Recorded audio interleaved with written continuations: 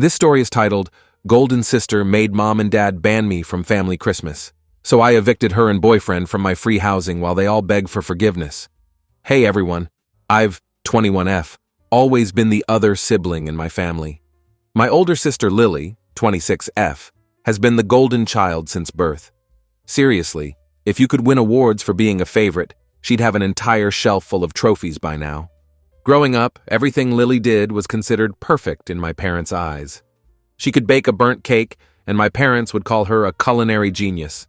Meanwhile, I could ace a test, and all I'd get was, "That's nice, Mia. Did you hear Lily just got promoted to team lead?" It was like my accomplishments barely registered compared to her everyday activities. To be clear, Lily isn't a terrible person, at least not all the time. She's just Lily. She walks into every room like she owns it, and my parents treat her like she does. She's smart, successful, and married to Tom, who is basically her yes man. The two of them are like the human version of a power couple Instagram account, perfect on the outside. But scratch the surface, and you'll find a whole lot of entitlement underneath. This all started last summer when I came home from university for break. I was already tired from juggling 2 part-time jobs while keeping up with my classes. University isn't cheap, and my parents help a little, but not nearly as much as they did with Lily. When she was in school, they covered her dorm, gave her an allowance, and even bought her a car. For me, it's more like good luck, kiddo. Hope you figure it out. The double standard has always been painfully obvious. I showed up at the house hoping for a quiet few weeks to recharge. The minute I walked through the door, though, I could feel the Lily effect in full swing. Mom hugged me for what felt like 2 seconds before rushing off to the kitchen, probably to check on whatever special dish she was making. Dad gave me his usual awkward back pat before disappearing into the living room. And then Lily showed up, breezing in like she owned the place with Tom trailing behind her, carrying their luggage. They were staying for the week, apparently. "Hey, little sis," Lily said, flashing her perfect smile that I've grown to recognize as her "I'm about to steal all the attention" expression. "Hey, Lily," I replied, forcing a smile of my own. Tom gave me a nod. He's not a bad guy, just there. He follows Lily around like a lost puppy, agreeing with everything she says. Dinner that night was classic Lily worship. Mom pulled out her fancy lace tablecloth, the one she only uses when Lily's around, and made a 3-course meal. I'm not kidding. For Lily, it's steak and roasted veggies. But for me, it's, "We have leftovers in the fridge, Mia." We were halfway through the meal when Lily decided to make her big announcement. She put her fork down and leaned back like she was about to deliver a TED Talk, commanding the room's attention as she always does. "So," she began, "Tom and I were thinking Thanksgiving is just around the corner, and we've been working so hard. We deserve a little break, and we thought what better way to relax than a family trip to Bali." Mom gasped and clapped like a kid on Christmas morning. "Oh, Lily, that's such a wonderful idea, isn't it, honey?" Dad nodded enthusiastically. "Fantastic idea, sweetheart." Their faces lit up with excitement as they always do whenever Lily suggests anything. I sat there chewing on my green beans, waiting for the part where they'd ask my opinion or even acknowledge that I was part of this family trip discussion. Then Lily turned to me, her smile sharpening into something less friendly, more calculating. "Mia, do you think you can afford it? Or should your big sister cover your share?" she asked, her tone dripping with false concern. The room went quiet. Even Tom stopped chewing his steak. My face burned with embarrassment, but I kept my voice steady. "I can manage, thanks." I wasn't going to give her the satisfaction of seeing me flustered. Lily raised an eyebrow, clearly skeptical. "Are you sure?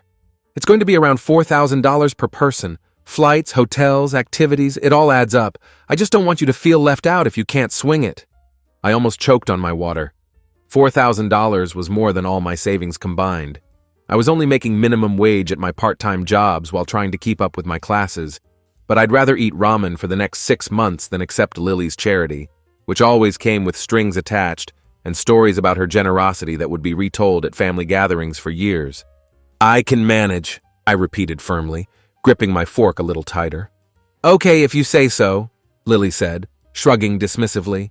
She turned back to Mom and Dad, completely ignoring me as if I'd already faded into the background. "So we were thinking of staying at this gorgeous beachfront resort. It's all inclusive, of course. And there's a spa. Oh, And Tom found this amazing helicopter tour we just have to do. Mom was practically vibrating with excitement, hanging on Lily's every word. That sounds incredible, Lily. We've never been to Bali before. Dad nodded along, beaming with pride. You two always have such great ideas. Lily smiled like she'd just won an award, soaking in their adoration. Well, you know, Tom and I are used to organizing things. It comes with running a business. Here it was, the part where she had to bring up the restaurant. I silently counted down in my head. 3, 2, 1. It's been a lot of work, she continued right on cue. But it's paying off. We've got a loyal customer base, amazing reviews, and we just hired another chef last month. That's incredible, Mom gushed, eyes wide with admiration. Then she turned to me with that familiar look of comparison. Mia, you should really learn from your sister. She's so driven. You could pick up a few tips from her about setting goals and following through. I bit my tongue so hard it hurt, fighting back all the responses that would only label me as the jealous, bitter younger sister. The rest of dinner continued in the same vein. Lily talking about how hard she and Tom work, Mom and Dad hanging on every word, and me sitting there feeling like an extra in a play about their perfect little family. After dinner, Lily caught me in the hallway as I was trying to escape to my room. She cornered me with her arms crossed, blocking my path to freedom. So, she said, her posture confrontational, are you really coming? Or is this going to be one of those things where you back out at the last minute because it's too expensive? I'm coming, I said, clenching my fists at my sides to keep from showing how much her words stung. I'd never actually backed out of family plans before. I just wasn't always included in the first place. She gave me that smirk again, the one that made me feel about 2 inches tall. Good. I'd hate for you to miss out. Her tone suggested the exact opposite. Just don't embarrass yourself, okay? I mean, it's Bali. You don't want to be stuck eating sandwiches while the rest of us are enjoying the nice stuff. I didn't respond with the dozens of comebacks that flashed through my mind. I just nodded and walked away, already planning how I was going to prove her wrong, even if it meant working myself to exhaustion. That was the last thing Lily said to me that night. I spent the rest of the evening in my room pretending to study, but mostly just stewing in frustration. My sister's entire personality was built on one-upping me, and somehow no one ever called her out on it. Every word out of her mouth was either a brag or a backhanded comment designed to remind me of my place in the family hierarchy. I was determined to save up for this Bali trip, not just to prove her wrong, but because I was sick of being treated like the poor kid who didn't belong. But that dinner left me feeling like I was 10 years old again. Nothing had changed. The same eager nods from Mom, the same proud smile on Dad's face, and the same feeling of being invisible in my own family. Lily was still their golden child, just as she'd been since we were kids. The 5 years between us might as well have been 50 for all the difference it made in how our parents saw us. They never said it outright, but their actions spoke volumes. Lily was the one they believed in, the one they were proud of. I was just there. Thank God for Grandpa Walter. He was the only person in my family who ever made me feel like I mattered. While Lily had Mom and Dad wrapped around her finger, Grandpa treated me like I was just as important as her. Maybe even more so. He'd always pull me aside at family gatherings, slip me a $20 bill, and whisper, "Don't let your sister steal all the attention, kiddo. You're special, too." Let me tell you more about him. Grandpa was successful in his own right. A restaurant owner who worked his way up from nothing. He had this big old house on Oakwood Street with a wraparound porch and a backyard that felt like it went on forever. It was my favorite place in the world when I was growing up. He'd let me sit on the porch swing and listen to his stories about how he built his business, or how he met Grandma. Lily liked to say the house was dated and needed a serious makeover, but to me, it was perfect. Sure, the paint was peeling in a few spots and the floors creaked when you walked on them, but it felt like home in a way my parents' house never did. When Grandpa passed away during my freshman year of university, it hit me hard. I was sitting in my dorm room when Mom called, her voice shaking as she said the words, "Grandpa's gone." I couldn't even respond. It felt like the floor had been ripped out from under me, like I'd lost the one person who saw me for who I really was. The funeral was quiet and small, just the way he would have wanted it. It was held on a cloudy day, the kind where it looks like the sky might break open at any second. The weather seemed to match the heaviness in my heart as we gathered to say goodbye to the one person who truly made me feel valued. Lily showed up in a sleek black dress that probably cost more than my laptop, clinging to Tom's arm like she might collapse without his support. Mom and Dad hovered around her, making sure she had everything she needed: tissues, water, someone to lean on.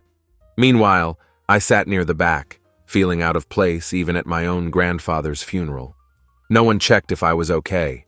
No one asked if I needed anything. It was just another day of being the afterthought in my family's narrative.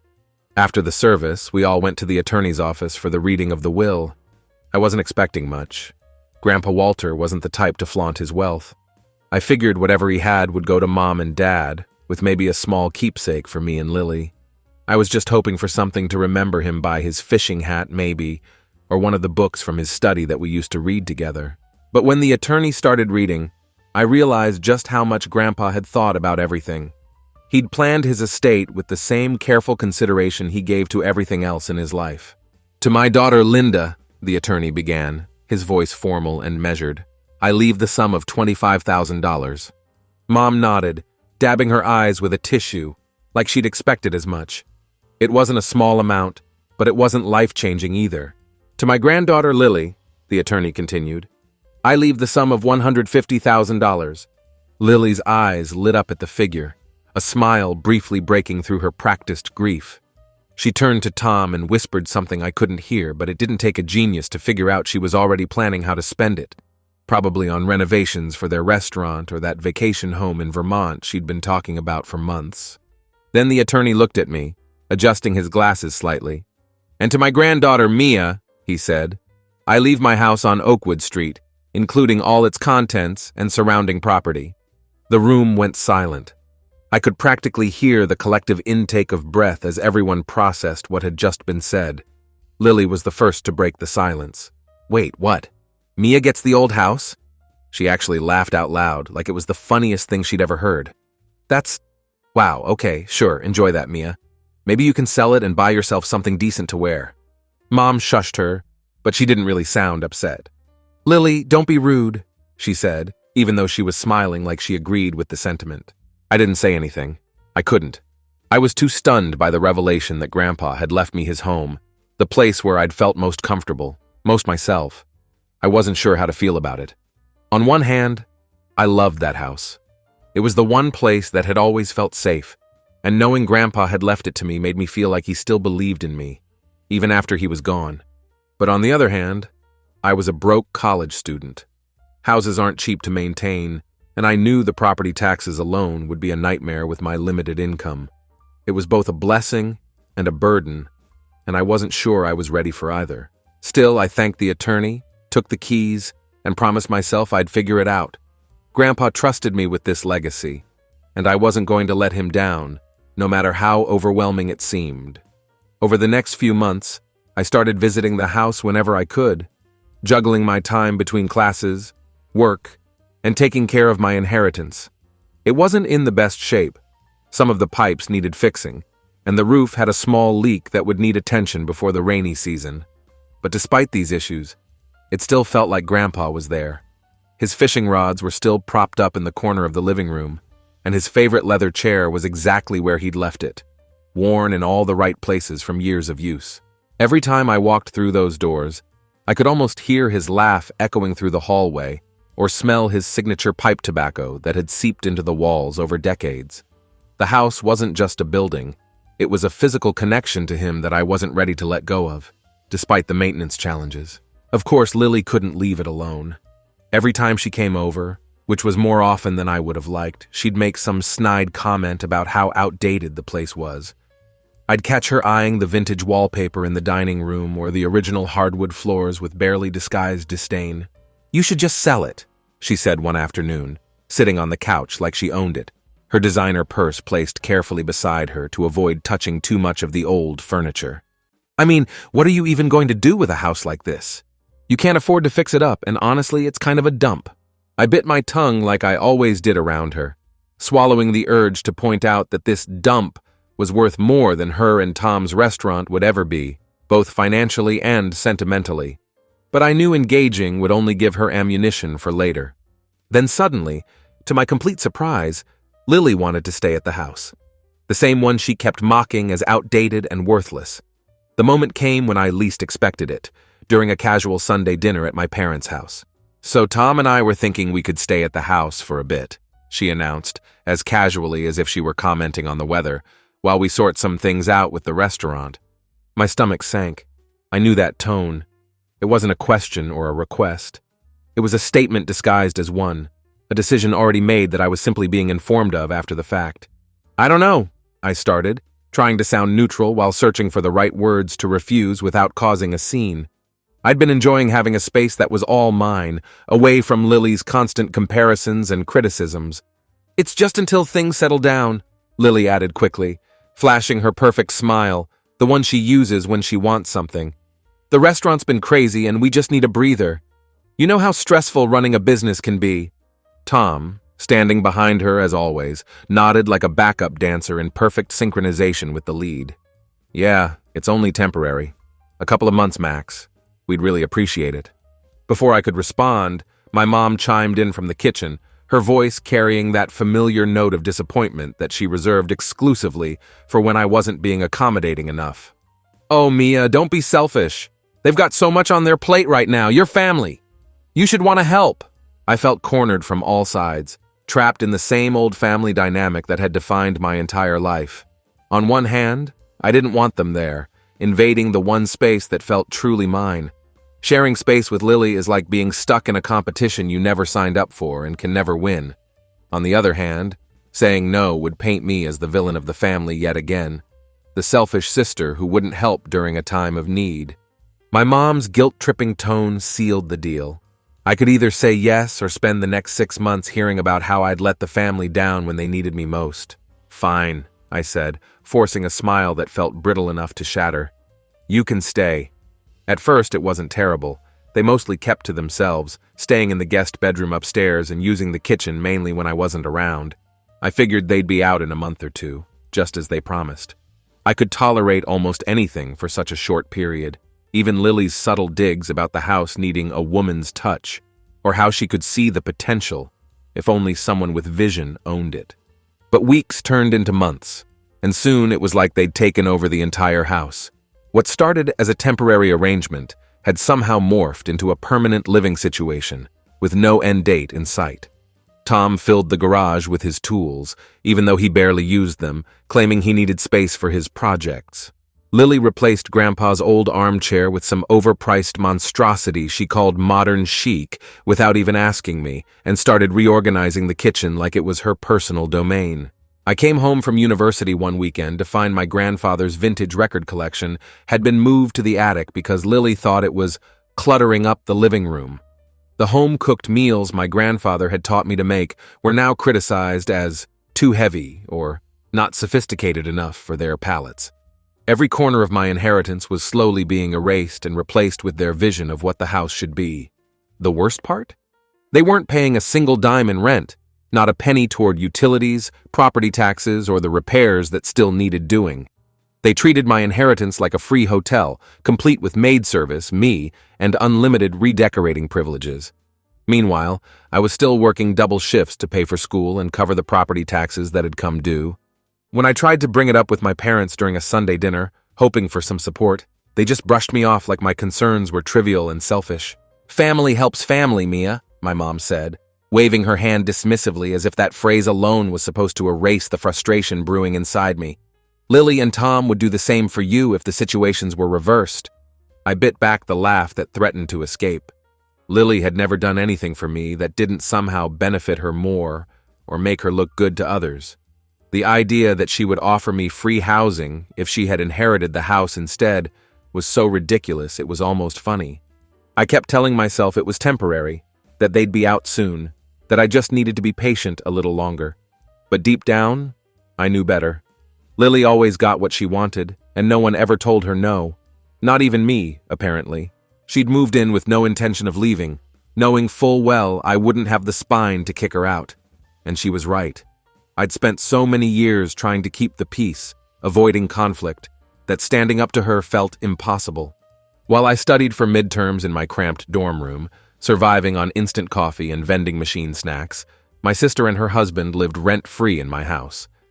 They entertained their friends in my dining room, slept in my guest bedroom, and slowly replaced every trace of my grandfather with their own trendy decor. Every time I came home for breaks, I had to ask permission to visit what was legally my own property, feeling like an unwelcome guest rather than the actual owner. Lily would graciously clear her schedule to let me stay for a weekend, or suggest I take the smaller bedroom because Tom needs space for his work computer in the guest room. It was my house, but somehow I'd become the visitor, tiptoeing around their lives and schedules. Let's get back to the present now. Fast forward a bit from the house situation.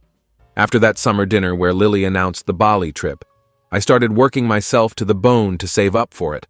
The trip Lily had so graciously included me in with her backhanded invitation. Between my campus cafe job in the mornings and library shifts at night, I barely had time to sleep, let alone enjoy what little social life I had managed to build at university. My diet consisted mostly of instant noodles and cheap granola bars that I'd buy in bulk when they went on sale. I hadn't bought anything new for myself in months. No clothes, no books, not even the new laptop I desperately needed as mine was hanging on by a thread. But I didn't care. I was determined to go on that trip, if only to prove to Lily that I wasn't the failure she seemed to think I was. Every time I was tempted to spend even a little on myself, like when my friends invited me out for pizza, or when I saw a dress I really liked on sale, I'd remind myself of Lily's smug face and condescending tone. "Are you sure you can afford it?" she had asked, clearly expecting me to back out. The memory was enough to keep me focused on saving every penny. By late November, I'd finally saved up enough. It wasn't easy, and my health had definitely suffered from the stress and lack of proper nutrition, but seeing that $4,000 in my bank account felt like a victory. It represented countless early mornings, late nights, skipped meals, and passed up opportunities, but I had done it. I'd proven I could match my sister's challenge. Lily called me one evening while I was between shifts, her tone brisk like she was doing me a favor by even picking up the phone. I could hear restaurant noises in the background, the clink of glasses and muffled conversations, and imagined her sitting in some trendy bistro with Tom, barely giving this call her full attention. "We need to finalize the bookings," she said without even saying hello. "Have you got your share ready?" "Yeah," I said, already opening my banking app, feeling a mixture of pride and anxiety at actually being able to say yes. This was it, the moment I'd been working toward for months. "Good. Transfer it to me tonight. I don't want to risk prices going up," she instructed, as if I might try to delay or back out at the last minute. I sent her the money immediately, my hands shaking slightly as I clicked confirm. Watching my account drop back down to double digits was nerve-wracking, but it was worth it. I was finally going to Bali, to treat myself after years of being the afterthought, the footnote in my family's story. November 20th rolled around, and the house was buzzing with excitement. Well, Lily and Mom were buzzing. I was mostly just trying to keep up with their enthusiasm while managing my finals preparation. My last exam was scheduled for the day before our departure, leaving me just enough time to pack and get a decent night's sleep before the long flight. Lily kept talking about all the activities she had planned. The dinner cruises, the snorkeling trips, the spa days. She even picked out matching outfits for the family photos we'd apparently be taking at sunset on the beach. I tried to get excited about it all, though I couldn't help worrying about the additional costs some of these activities would entail. I'd spent everything I had just on the base cost of the trip. The night before we were supposed to leave, I packed my suitcase with a mix of excitement and relief. After everything I'd been through, the extra shifts, the instant noodle dinners, the missed social events, I finally felt like I'd earned this trip. I carefully folded the few summer clothes I owned, most of them purchased from thrift stores years ago, and tried not to think about how they'd compare to Lily's designer wardrobe. This trip wasn't about keeping up with her. It was about proving to myself that I could be included in family activities on my own terms.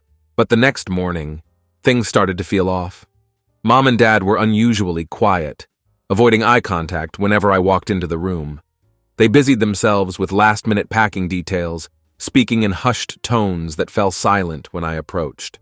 Lily and Tom were acting normal, but in that overly casual way people do when they're hiding something. Too much laughter, too many unnecessary comments about the weather and flight times. I tried to shake it off, chalking it up to pre-trip jitters or maybe some minor change to our itinerary that they hadn't told me about yet.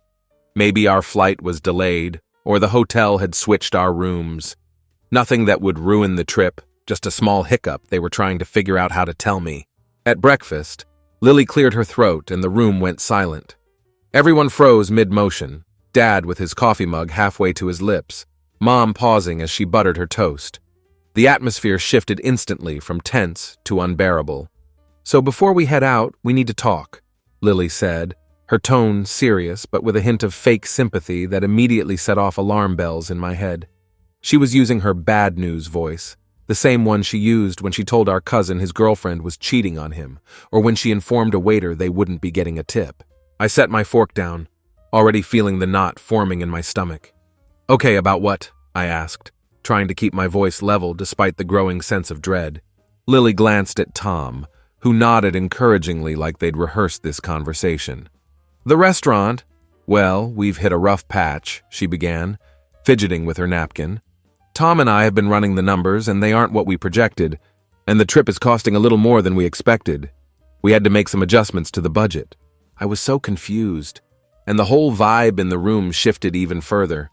Mom was suddenly very interested in her plate, and Dad seemed to find the ceiling fascinating. "What kind of adjustments?"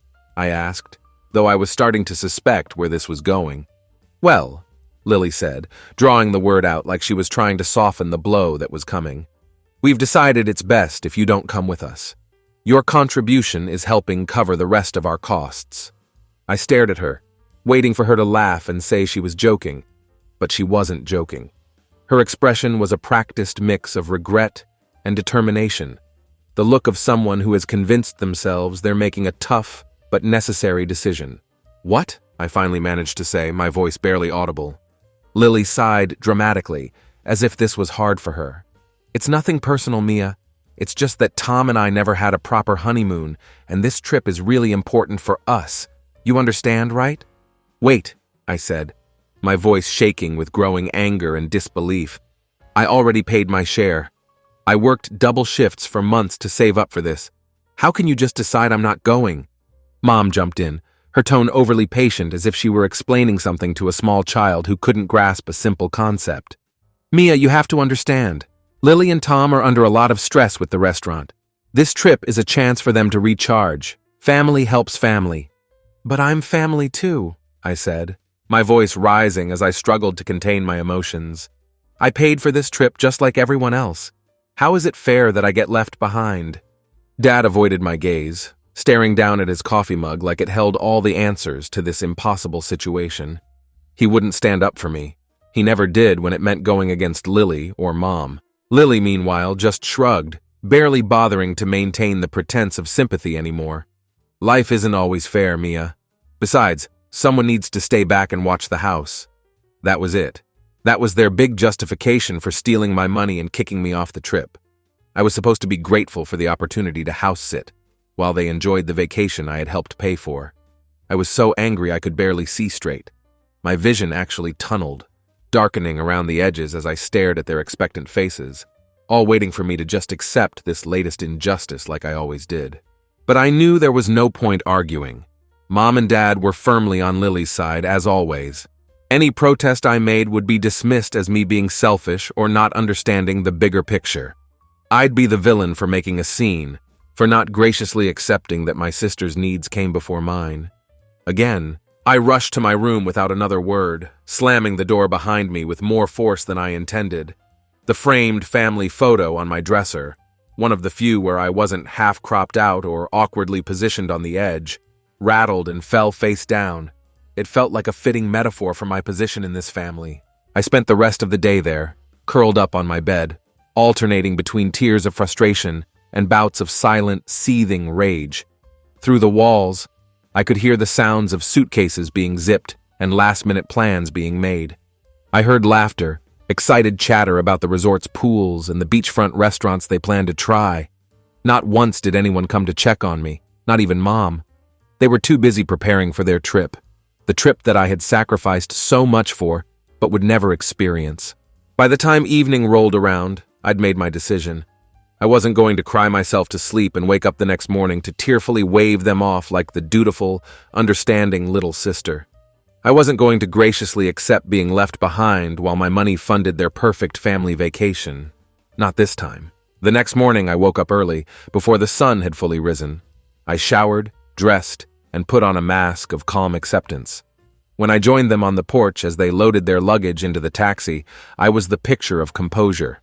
Lily was in high spirits, chatting animatedly about the resort's amenities and all the Instagram-worthy moments she had planned. Tom was his usual silent self, nodding along as he loaded the bags into the trunk. "Don't forget to water the plants," Mom said as she climbed into the taxi, treating me more like a house sitter than a daughter. "And check the mail every day. There should be a package coming for me next week." Lily leaned out the window, flashing me a smile that was anything but friendly. It was the smile of someone who had won yet again and knew it. "We'll send you pictures so you don't feel too left out," she laughed, the casual cruelty in her voice disguised as sisterly teasing. I waved and smiled, playing my part perfectly. "Have a great trip," I called out, my voice cheerful and sincere sounding as the taxi sped away. I kept waving until they turned the corner and disappeared from sight. As soon as they were gone, I dropped the act. The smile slid from my face, replaced by a look of cold determination. I definitely wasn't going to let them get away with this, and I knew exactly what I wanted to do. It was time they learned that even a doormat has its limits, and they had finally, definitively, reached mine. As soon as their taxi disappeared around the corner, I went inside, grabbed my keys, and drove straight to Grandpa's house. My house. I had spent the past year biting my tongue, staying quiet while Lily and Tom treated my inheritance like their personal kingdom. But after what they'd pulled with the Bali trip, I was done playing nice. The familiar drive to Oakwood Street felt different this time.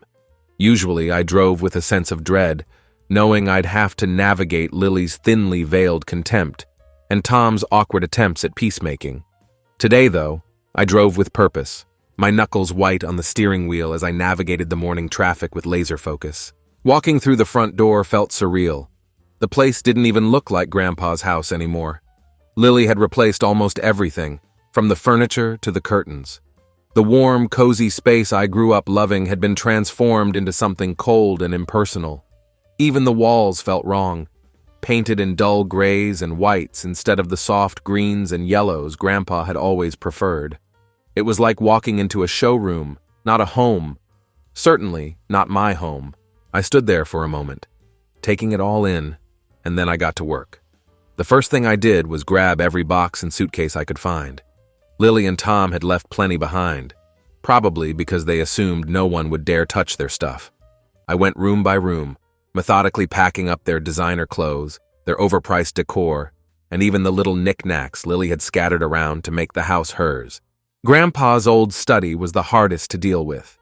It used to be my favorite room in the house, with its cozy leather chair and shelves full of books that smelled of time and wisdom.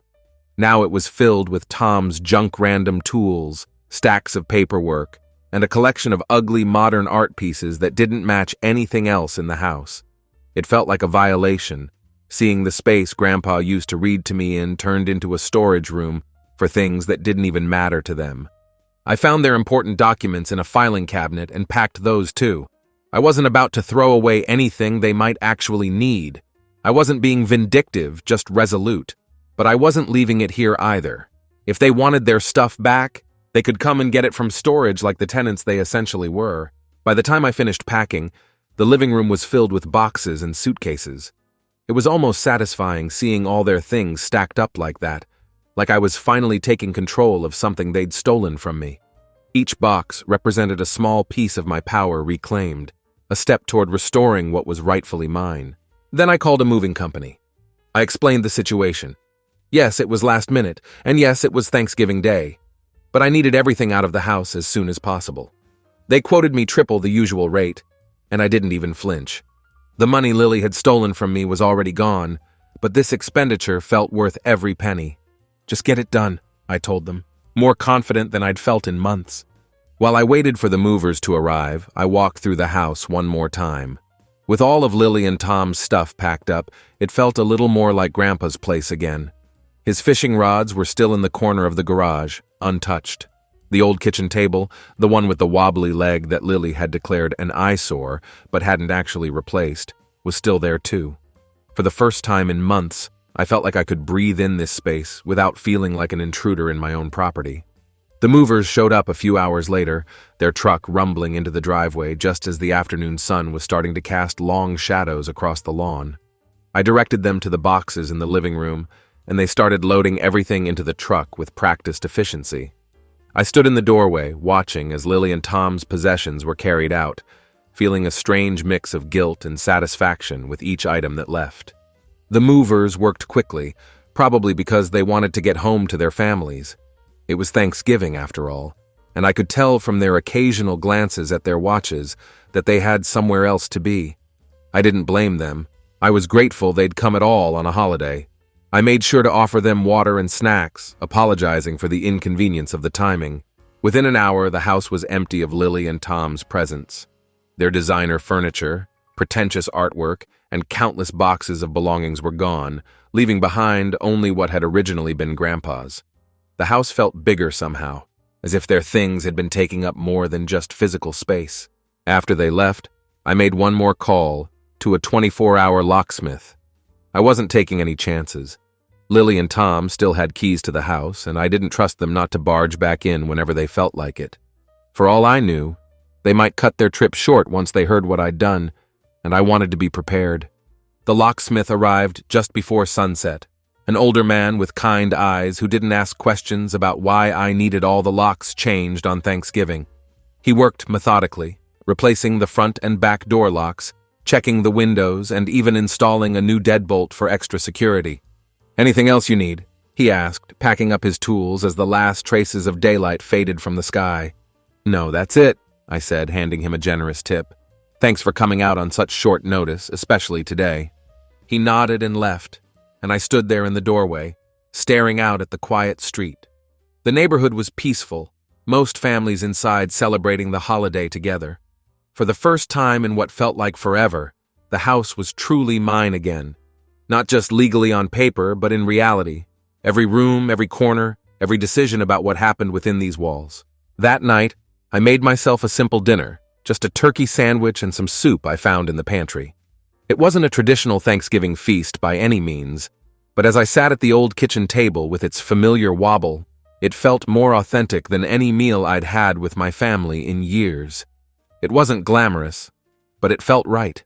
I could almost hear Grandpa's voice in the back of my mind, telling me stories about his childhood or offering advice on life. "You did good, kiddo," I imagined him saying, and for once I believed it.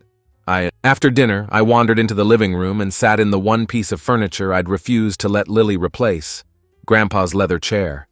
It was old and worn, with cracks in the material, and a slightly lopsided cushion from years of Grandpa's weight. But it was still the most comfortable seat in the house, molded by time and memories into something irreplaceable. I pulled out my phone and scrolled through Instagram, curious despite myself. As expected, Lily had already started posting photos from Bali. There she was, lounging by the pool with Tom, both of them grinning like they didn't have a care in the world, like they hadn't left me alone here after taking my money. "Living our best lives," the caption read, accompanied by hashtags about paradise and deserving this break. I rolled my eyes and put my phone away. I wasn't going to let her ruin this moment of peace with her carefully curated social media fantasy. Instead, I focused on making a plan.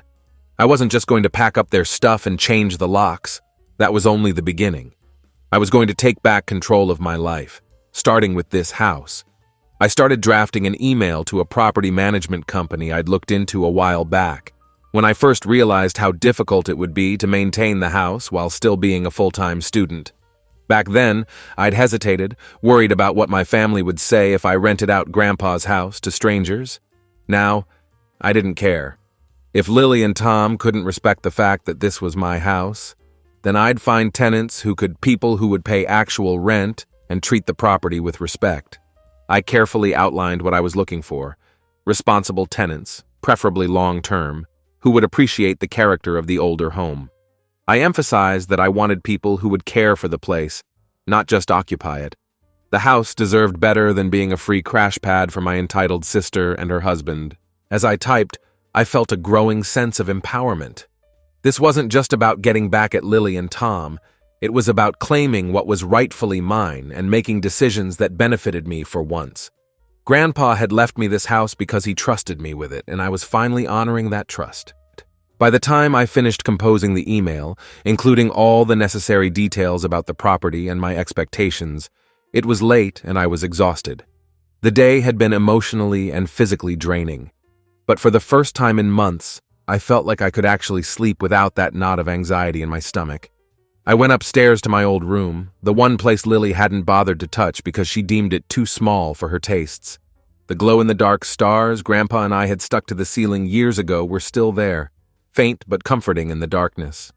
I remembered the night we'd put them up, me on his shoulders, giggling as we tried to create actual constellations but ended up with random patterns instead. He didn't mind. "Who says stars have to make sense?" he'd said. "Sometimes the best things in life are the ones that don't follow the rules." As I drifted off to sleep under those dim stars, I couldn't help but feel a sense of satisfaction. For once, I wasn't letting Lily walk all over me. This was my house, my inheritance, and my life, and I was finally taking it back. I couldn't wait to see their reaction when they came back from Bali to find their free housing arrangement terminated, and I was ready for whatever drama they decided to throw my way. Because this time, I'd had enough of being the accommodating little sister who always gave in for the sake of family peace. And as expected, the day after Thanksgiving, my phone started buzzing nonstop. At first, it was just a couple of texts from Mom asking me to call her, her tone shifting from casual to concerned when I didn't respond immediately. Then there was one from Dad, which is rare because he usually lets Mom handle everything family-related. Finally, Lily chimed in with a string of messages that went from annoyed to outright furious as the hours passed. I ignored them all, savoring the small power I held in making them wait for a response. But when the calls started coming in rapid fire, Mom, then Lily, then Mom again, then Dad, I knew I couldn't avoid it much longer. Their vacation paradise was clearly being disrupted by the realization that the doormat had finally stood up. I sighed, put my coffee down, and answered the next call, bracing myself for the storm I knew was coming. "What the hell is going on?" Lily's voice exploded through the speaker before I could even say hello. The background noise suggested she was calling from the resort, probably stepping away from some poolside lounge to deal with this unexpected crisis. "Why are all of our things in storage, and why don't our keys work?" I held the phone away from my ear, letting her rant for a solid minute before cutting in. "Because it's my house," I said evenly, surprising myself with how calm I sounded. "And you've overstayed your welcome." "Your house?" Lily scoffed, her voice dripping with indignation. "Are you serious right now? Do you have any idea how inconvenient this is? Tom and I have been planning this trip for months, and now we come back to this?" Her complete lack of self-awareness was almost impressive. She was acting like I'd committed some terrible crime against her, rather than simply reclaiming my own property. "Inconvenient?" I said, my voice rising despite my attempts to stay calm. The audacity of her complaint ignited something in me that had been smoldering for years. "You want to talk about inconveniences? Let's talk about how you stole my money, excluded me from the trip I paid for, and left me here to babysit a house you treated like garbage. How's that for inconvenient?" There was a pause on the line, just long enough for me to think I'd actually gotten through to her, that maybe she was experiencing a rare moment of self-reflection. Then Lily laughed, a short, sharp sound that made my blood boil. It was the laugh she'd used since childhood whenever she thought I was being ridiculous or overly sensitive. "You're being so dramatic," she said dismissively. "It's not like you were actually going to enjoy the trip anyway. You've never been the adventurous type, Mia. We were doing you a favor." I was momentarily stunned into silence. The mental gymnastics required to frame stealing $4,000 and excluding me from a family vacation as doing me a favor was truly astounding. "A favor?" I repeated, barely able to keep my voice steady as anger and disbelief fought for dominance.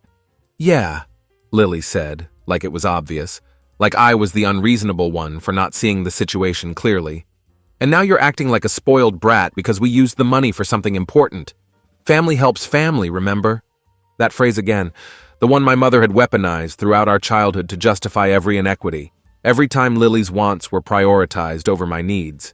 Hearing it from Lily's mouth was the final straw. "Funny how that only seems to apply when it benefits you." I shot back, surprising myself with the sharpness in my tone. But sure, Lily, keep telling yourself that you're the victim here. Before she could respond with whatever self-serving justification she had ready, I hung up. My hand was actually shaking as I set the phone down, a mix of adrenaline and the unfamiliar feeling of standing up for myself. The phone immediately started ringing again, this time with my mom's name flashing on the screen. I considered letting it go to voicemail, but I knew she wouldn't stop until I answered. Best to get all the confrontations over with at once. "Mia," she said when I picked up, her voice sharp and accusatory, the tone she reserved exclusively for when I'd disappointed her. "What were you thinking throwing Lily and Tom out like that? They're family." The way she emphasized family made it clear that in her mind that word should override all other considerations. My feelings, my property rights, basic fairness. "Are they?" I asked, unable to hide the bitterness in my tone. "Because they sure didn't act like family when they stole my money, the money I worked hard to earn, and left me behind." "Don't be ridiculous," Mom said, using the same dismissive tone Lily had. The family resemblance had never been stronger. "They didn't steal anything, they needed help, and you were in a position to provide it. You should be proud of that." "Proud?" I repeated, laughing without humor. It was so absurd I almost couldn't process it. "You want me to be proud of being treated like a doormat?" Mom sighed the way she always did when she thought I was being unreasonable, a long-suffering sound that communicated volumes about her patience being tested. "Mia, you're blowing this way out of proportion," she said, as if I was a child having a tantrum rather than an adult setting boundaries. "Lily and Tom are going through a tough time, and you're making it worse by kicking them out of the house. Where are they supposed to go?" The irony of her concern for their housing situation when they'd just abandoned me without a second thought wasn't lost on me. But what struck me most was how, even now, their comfort was her priority, not mine. "I don't care," I said flatly, surprising myself with how much I meant it. "It's not my problem anymore." "Of course it's your problem," Mom snapped, clearly shocked by my uncharacteristic refusal to fall in line. "You're being selfish, Mia. I didn't raise you to be like this." That was the breaking point. Hearing her call me selfish, after years of watching me sacrifice my needs, my comfort, and now my money for Lily's benefit.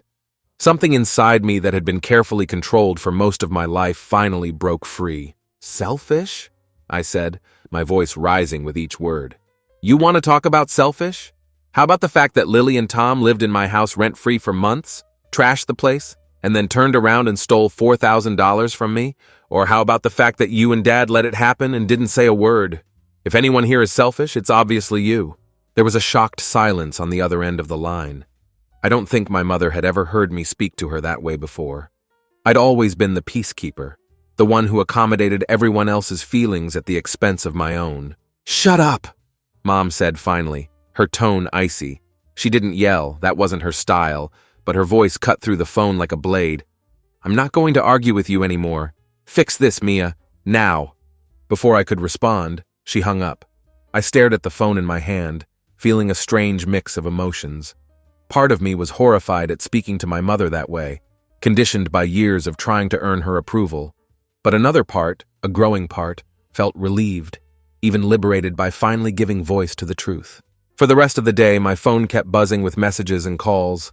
Mom, Dad, Lily, and even Tom chimed in with a passive-aggressive text about family loyalty and how disappointed he was in my behavior. I ignored them all, letting each call go to voicemail and each text sit unread. Their words couldn't hurt me if I didn't let them in. By the time evening rolled around, I was emotionally exhausted. The adrenaline from the confrontations had faded, leaving me drained but strangely calm. I sat on the couch staring at my phone as it buzzed for what felt like the 100th time that day, the screen lighting up with yet another call from Lily. Finally, I picked it up, not to answer, but to send a single message to the family group chat. I typed carefully, making sure my words were clear and unapologetic. "I'm not fixing anything. The house is mine, and I've made my decision. If you want to talk about loyalty, maybe start by looking in the mirror." Then I put my phone on silent, set it on the table, and walked away. For the first time in my life, I wasn't scrambling to smooth things over, to apologize for standing up for myself, or to find some compromise that would leave everyone happy except me. I felt the satisfaction of standing up for myself and defending what was actually mine. After a week, my phone, which had been buzzing non-stop for days, now sat still on the coffee table. No more calls, no more messages. It was almost eerie, but also freeing. For the first time in a long time, I wasn't letting my family's drama dictate my life. They could call me selfish or ungrateful all they wanted, but I knew the truth. I wasn't the villain in this story. The next morning, I got an email from the property management company I'd contacted a few days earlier. They'd reviewed the house and had already started lining up potential tenants who were interested in the property. Seeing their response felt like a small victory, a confirmation that I was taking the right steps to reclaim my life. Lily and Tom may have treated my inheritance like a free vacation home, but I wasn't going to let them ruin it forever. By the time New Year's rolled around, the house was officially listed as available for rent. The property management company had taken professional photos that made even the older parts of the house look charming rather than outdated. They created a detailed listing highlighting the wraparound porch, the spacious backyard, and the original hardwood floors that Lily had always complained about, but potential tenants seemed to love. The company assured me they'd handle everything: background checks on potential renters, maintenance requests when things inevitably broke down, even collecting rent each month. All I had to do was sit back and let them do their job while the income helped cover property taxes and gave me a small cushion for my own expenses. It felt strange to be so hands-off with something so important, but also liberating. For once, I could focus on my own life without constantly worrying about what was happening with the house. Meanwhile, Lily and Tom had officially moved back in with my parents. I heard about it through the family grapevine, mostly from my cousin Jessica, who's never been great at keeping secrets. We'd stayed in touch even after my exile from the family, our weekly phone calls becoming my main connection to what was happening with everyone else. "They're staying in your old room," Jessica said during one of our calls, her voice slightly hushed even though she was alone in her apartment. "Lily's already complaining about the lack of closet space, and Tom keeps hogging the TV in the living room. Your mom's losing her mind." I couldn't help but laugh at the image. My perfectly put-together sister cramped into my childhood bedroom with its faded posters and twin bed. The room I'd always complained was too small, the one Lily used to mock whenever she walked past it. Now it was her temporary home, and from what Jessica said, she was not adapting well to the downgrade. "She keeps talking about how this is just temporary until they figure things out," Jessica continued, clearly enjoying being the bearer of gossip. "But your dad told my dad they've been looking at apartments and can't find anything they can afford in the areas they want. The restaurant's really struggling." I felt a small twinge of sympathy. Starting a business was hard, and I knew the restaurant industry was particularly brutal, but it was quickly overshadowed by the memory of how they'd treated me. They'd been so quick to take advantage of my inheritance when it benefited them, but never once considered how their actions affected me. "How are Mom and Dad handling it?" I asked, genuinely curious about the dynamics. Having Lily at home again had to be challenging, even for parents who had always favored her. Jessica snorted. "Let's just say the golden child shine is wearing off fast. Lily's not used to living under anyone else's rules anymore, and your mom keeps trying to tell her how to organize her things. They had a screaming match last week about Lily leaving her expensive face creams all over the bathroom counter." I tried not to feel satisfaction at their discomfort, but it was difficult. After years of watching Lily receive preferential treatment, there was something undeniably satisfying about knowing she was experiencing consequences for once. "Tom's not much better," Jessica added. "He keeps trying to improve things around the house without asking. He installed some fancy new light fixture in the dining room and ended up blowing a fuse that took out power to half the house." I laughed despite myself, picturing the chaos. My parents' house was older, with finicky wiring that required special care, something Tom would have no knowledge of or patience for. He was used to calling maintenance in their apartment or just asking me to fix things at Grandpa's house. Now he was dealing with the reality of home repairs, and apparently not very successfully. As the weeks passed, the messages from my family grew less frequent. Mom still called occasionally, but her tone had shifted. She wasn't angry anymore, just tired. The enthusiasm with which she had always defended Lily seemed to be waning under the reality of actually living with her adult daughter and son-in-law again. "Mia," she said during one of our last conversations, sounding more resigned than I'd ever heard her. "Don't you think it's time to let this go? Lily and Tom are struggling, they need support right now, and you've turned your back on them. It was the same argument as before, but delivered with less conviction. I could hear the exhaustion in her voice, the subtle hint that perhaps her unwavering support of Lily was finally being tested. "They're not struggling, Mom," I replied, keeping my voice even. "They're just facing the consequences of their actions for once. There's a difference." Mom sighed, a long, drawn-out sound that carried years of family dynamics in its tone. "I just wish you could see things from their perspective." "I did," I said simply. "For years. And all it got me was an empty bank account and a house full of their junk. I'm done bending over backward to make everyone else happy. It's time I start thinking about myself for a change." Mom didn't have much to say after that. The call ended soon after, with no resolution but no fresh argument either. It wasn't reconciliation, but it was something, a tacit acknowledgement that perhaps the family balance had shifted. Jessica kept me updated with regular reports from the front lines of my parents' house, each one more entertaining than the last. "They're driving your parents insane," she said during one call, barely containing her glee at the family drama. "Lily's always complaining about how unfair you were, and Tom just sits there agreeing with her. He's like a bobblehead doll, just nodding at everything she says without adding anything useful. I think your dad's about to snap. Last time I was over there, he actually walked out of the room when Lily started her daily rant about the injustice of it all." "Good," I said, laughing despite myself. "Maybe they'll finally get a taste of what it's like to deal with her full-time."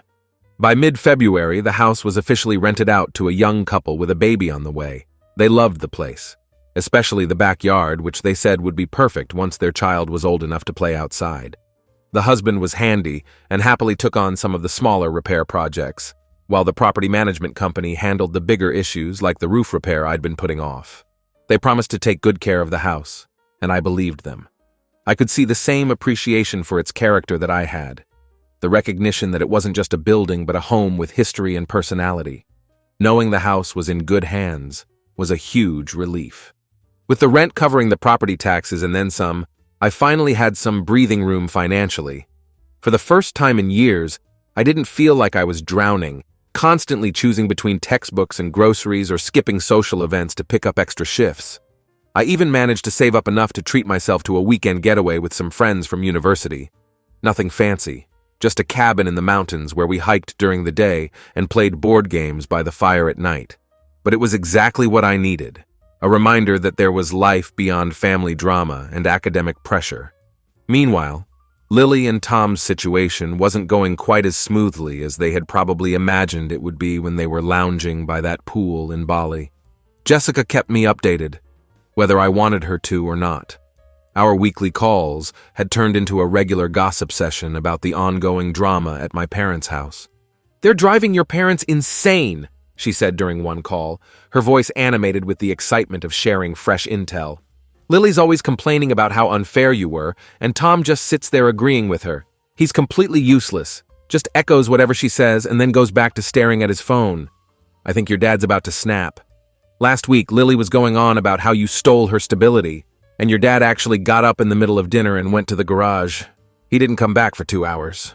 "Good," I said, laughing at the mental image of my dad finally reaching his limit. Maybe they'll finally get a taste of what it's like to deal with her full-time. I had to put up with her attitude my entire life, and now they're getting an unfiltered dose of it. By the time spring rolled around, Lily had stopped trying to contact me entirely. I'd blocked her on Instagram after one too many passive-aggressive posts about loyalty and family values, thinly veiled references to my betrayal that her followers would comment on with sympathetic emojis and platitudes about toxic people. Her calls had dwindled to nothing, the daily barrages tapering off to weekly attempts and then silence. Mom still called occasionally, but even those conversations were getting shorter. She'd ask how I was doing, tell me a sanitized version of how things were going at home, conveniently leaving out the details Jessica eagerly filled me in on. And then we'd run out of things to say.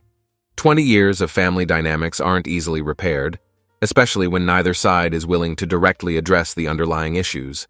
The funny thing is, I thought I'd feel guilty about it all, cutting ties with my family, standing up to Lily, taking back my house.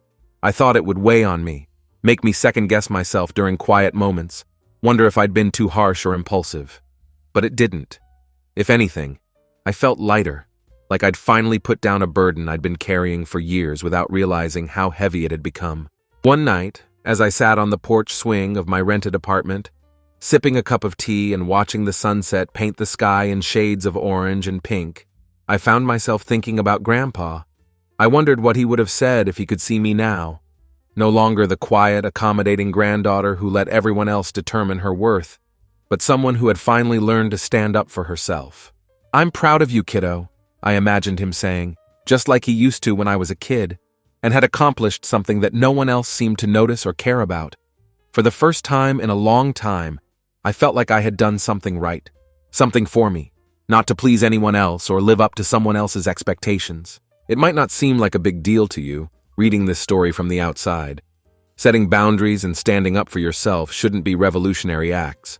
But for me, someone who had spent her entire life trying to earn approval that was never going to come, it felt like finally taking a breath after being underwater for years. This whole experience taught me that sometimes the only way to be treated with respect is to demand it, to show people that there are consequences for treating you poorly, even if those people are family. Especially if those people are family. Tell me in the comments if you ever had one of those moments where you realize you're done being walked over, because that's exactly what this felt like. That moment of clarity when you understand that you deserve better, and more importantly, that you have the power to make it happen. Thanks for sticking until the end of this long story. It felt good to share it with people who might understand.